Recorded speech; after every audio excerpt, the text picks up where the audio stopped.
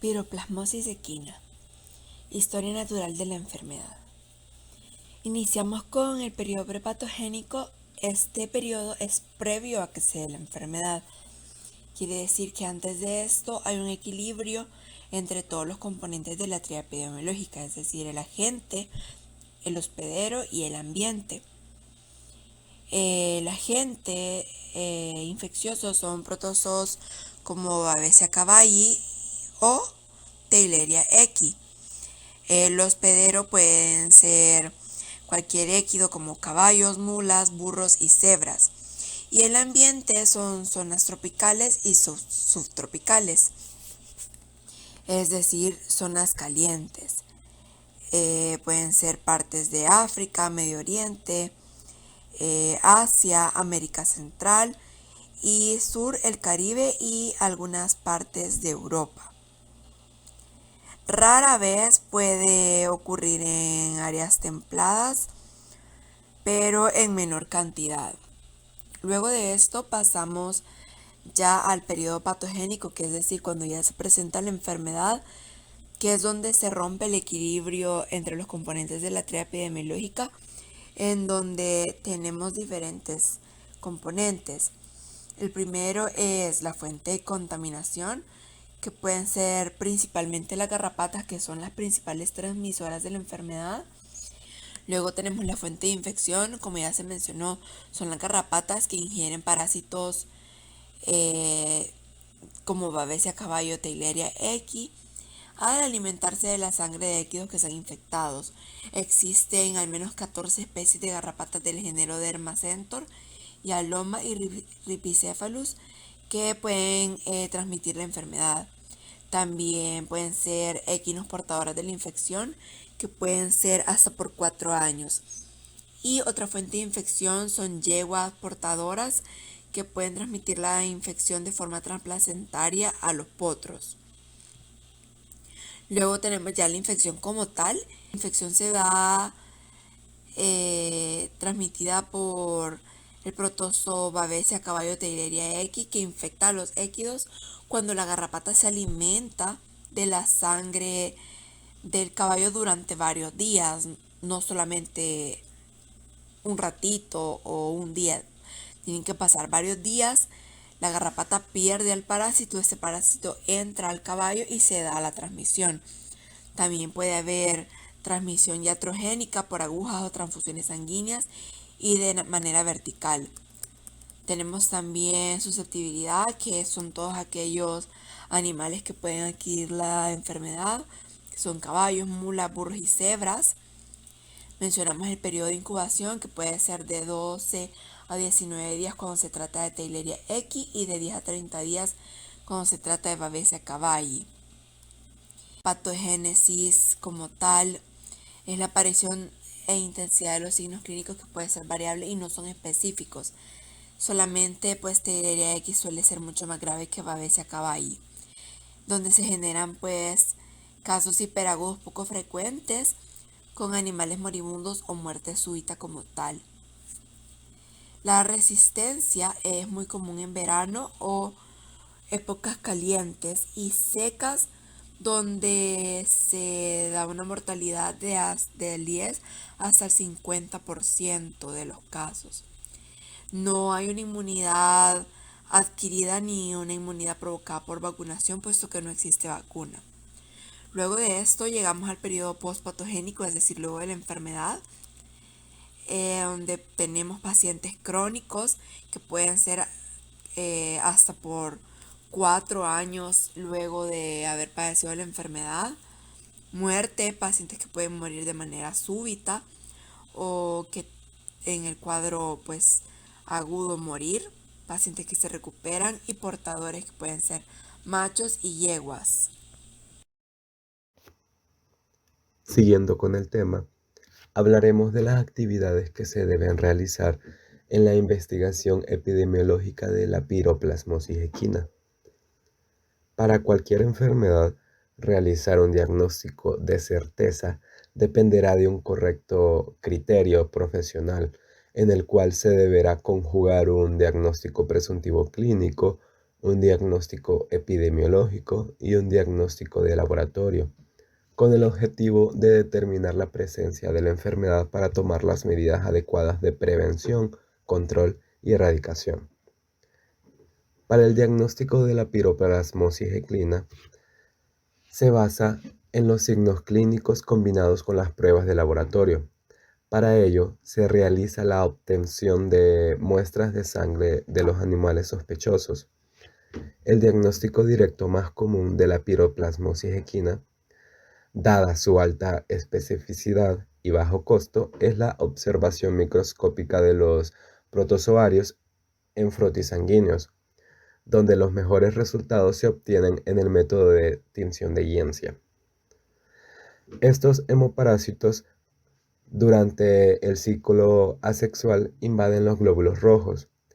Babesia cavalli tiene forma de pera y están unidos por sus extremos posteriores presentándose en pares, y Theileria equi se visualizan en formas redondeadas, ameboides o unidas en tetradas denominadas cruz de Malta, por su semejanza a forma de cruces. La principal desventaja de esta técnica es su baja sensibilidad analítica, ya que no permite detectar hemoparásitos en las etapas crónicas y subclínicas de la enfermedad, debido a los bajos niveles de parasitemia, siendo indetectable los protozoarios, dándole paso a que hayan animales portadores persistentes de la enfermedad, que también sirven de reservorios para los otros animales susceptibles. Otra opción es el diagnóstico serológico de los hemoparásitos en el equino, que se realiza a través de diversos ensayos como la reacción de fijación de complemento, la inmunofluorescencia indirecta, también ELISA y PCR, los cuales por lo general se caracterizan por tener baja especificidad analítica debido a la reactividad cruzada entre los anticuerpos contra Theileria equi y Babesia cavalli.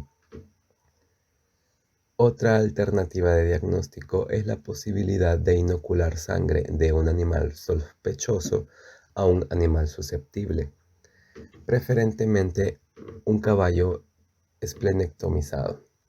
Luego, reacciones serológicas se llevan a cabo para poner en evidencia los anticuerpos específicos contra la babesia en poco tiempo. Uno es el test de inmunodifusión en agar. Por otro lado, se sabe que los caballos son hospederos intermediarios de Babesia y Theileria y adquieren la infección a través de la picadura de diversas garrapatas, principalmente de los géneros Dermacentor, Hyaloma, Rhipicephalus y Amblyomma. Entonces, otra de las actividades a realizar en la investigación epidemiológica de la enfermedad es identificar la presencia de estas garrapatas en la zona, preguntar a los dueños si sus caballos están constantemente expuestos a garrapatas o si poseen algún control contra estos vectores.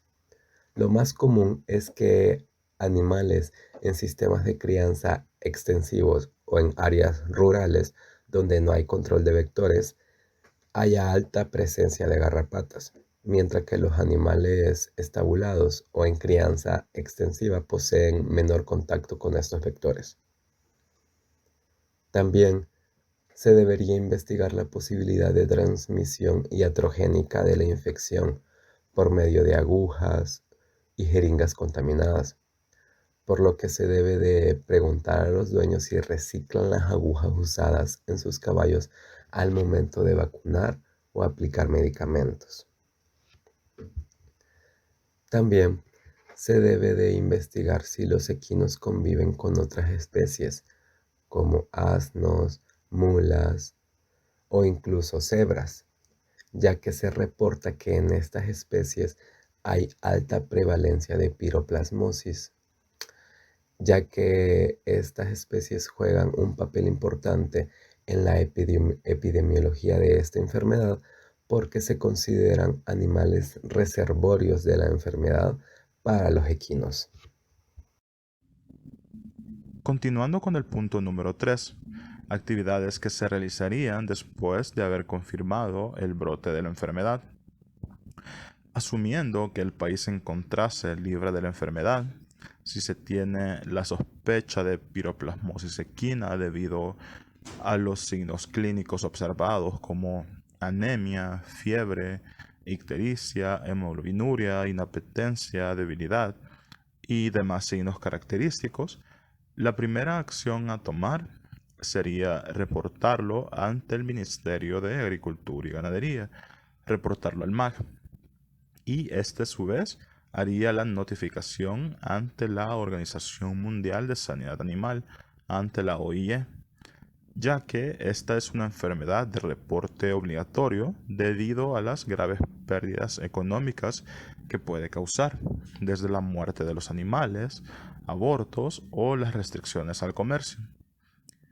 Posteriormente, los animales infectados deben de ser puestos bajo una cuarentena estricta, debidamente identificados, y tomar medidas de precaución para evitar el contacto entre los equinos y las garrapatas, así como la remoción o eliminación de cualquiera que se encuentre presente en el animal, mediante el uso de acaricidas por aspersiones o champús, fumigaciones frecuentes con estos en las instalaciones, la eliminación de la vegetación de estas áreas y la eliminación de los desechos de estos animales, donde podrían esconderse algunas garrapatas. Esto con el fin de evitar que salgan del área de cuarentena. Además, se debe de tener en cuenta la transmisión iatrogénica, por lo que se debería de evitar utilizar agujas, jeringas, transfusiones sanguíneas de estos animales o material quirúrgico con otros equinos.